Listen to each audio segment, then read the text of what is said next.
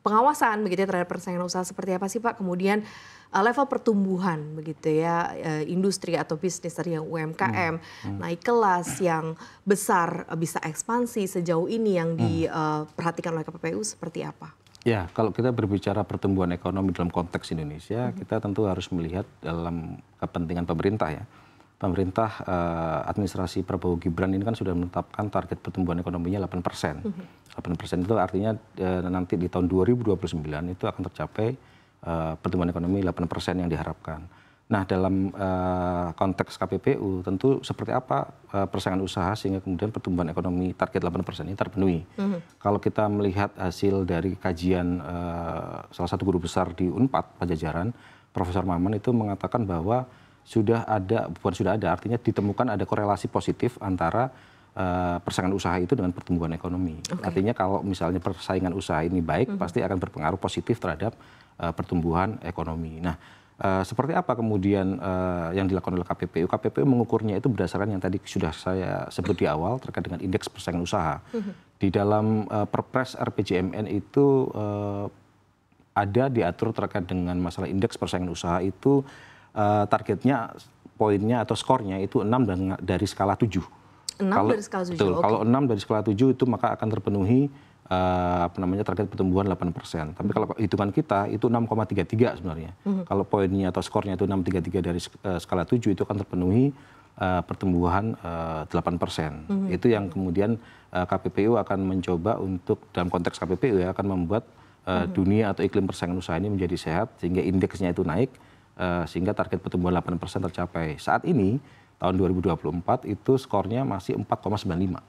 Oh, berarti masih ada beberapa angka ke atas yang harus dikejar. Cukup besar ya. Cukup besar untuk mencapai level kalau KPPU kan menghitungnya 6,33. Kalau pemerintah menghitungnya di dalam lampiran 3 Perpres RPJMN itu 6. Skornya 6 dari skala 7 itu tercapai. KPPU hitungnya 6,33. Sekarang 4,95. Artinya kita masih butuh sekitar 2,35 dan itu menurut kami masih cukup besar. Walaupun target itu akan dicapai sampai tahun 2029.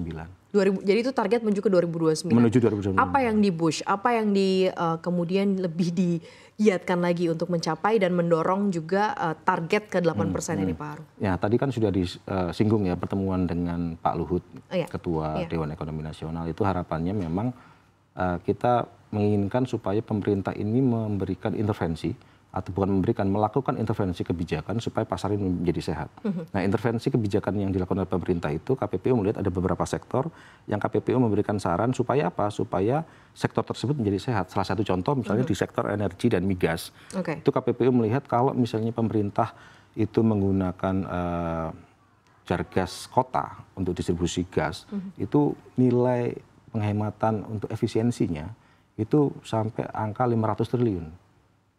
Nah, termasuk juga KPPU memberikan saran dan kebijakan soal aftur untuk masalah tiket, kemudian juga memberikan saran dan kebijakan Starlink ketika Starlink masuk ke Indonesia. Nah, itu yang kita coba berikan kepada pemerintah, saran dan pertimbangan itu supaya pemerintah memberikan untuk melakukan intervensi supaya sektor tersebut menjadi lebih efisien, lebih sehat seperti itu ya. Sehingga dengan efisien dan sehat, maka yang tadi yang diharapkan iklimnya sehat, investor berani masuk menanamkan modalnya, akhirnya pertumbuhan ekonominya tercapai. Baik, karena angkanya 8% gitu yang diincar oleh pemerintah Prabowo Gibran ya. Sejauh ini seperti apa evaluasi, pemahaman, regulasi para pelaku usaha begitu ya terhadap hukum persaingan usaha?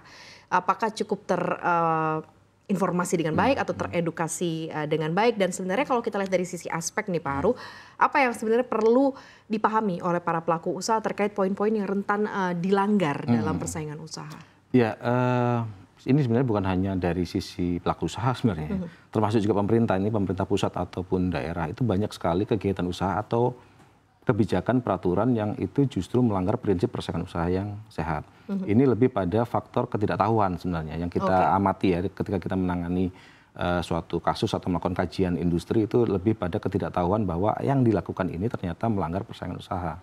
Nah, untuk itu KPPU sebenarnya punya banyak tools sebenarnya, mekanisme-mekanisme supaya pelaku usaha itu tidak melanggar, artinya lebih patuh pada KPPU dengan beberapa program. Misal untuk pelaku usaha itu kita mempunyai program kepatuhan atau atau compliance program sehingga KPPU itu membuka diri kepada pelaku usaha supaya pelaku usaha itu masuk ke KPPU mendaftar program kepatuhan sehingga KPPU akan memberikan rambu-rambu pengetahuan apa saja yang kemudian boleh dan tidak boleh dilakukan ketika melakukan kegiatan usaha.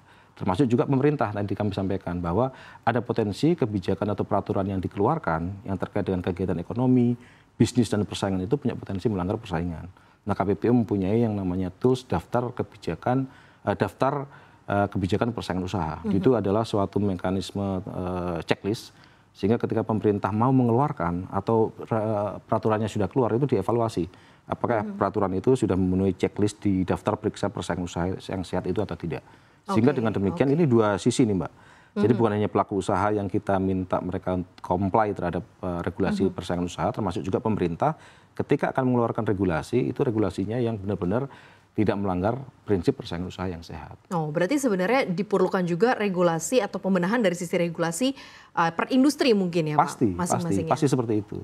Nah misalnya contoh beberapa waktu yang lalu KPPU memberikan saran terkait dengan biaya masuk anti dumping misalnya untuk produk kalau nggak salah benang filamen dari China.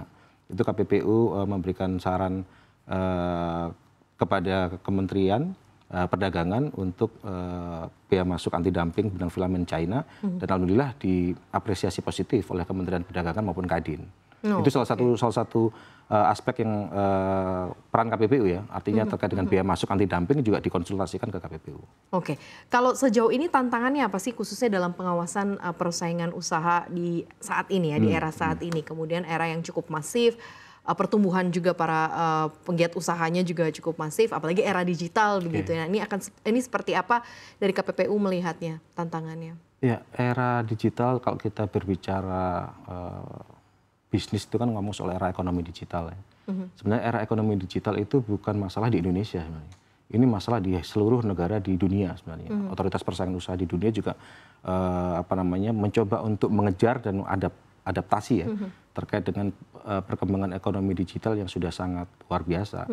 Nah, yang dihadapi oleh otoritas persaingan usaha mungkin di KPPU juga itu sebenarnya banyak yang belum diatur di dalam regulasinya. Misalnya ekonomi digital itu akan merubah lanskap ekonominya kan sangat luar biasa itu. Nah, perubahan lanskap ekonomi yang sangat besar atau luar biasa itu harus diimbangi juga dengan regulasi yang sesuai. Contoh misalnya kalau kita bikin suatu perbandingan atau benchmarking, itu Uni Eropa itu punya yang namanya Digital Market Act, Undang-Undang Pasar Digital, sehingga kemudian ditetapkan ada 6 gatekeeper yang mereka diatur do's and don'ts-nya. Indonesia tidak punya Mbak. Sementara investasi atau investor yang masuk dan bermain pelaku usaha digital dunia itu sangat luar biasa, pelaku usaha global ya, itu masuk di Indonesia luar biasa karena apa? Pasar Indonesia sangat menarik. 270-280 juta masyarakat itu kan pasar yang sangat besar. Apalagi Indonesia dianggap sebagai salah satu pengguna internet aktif.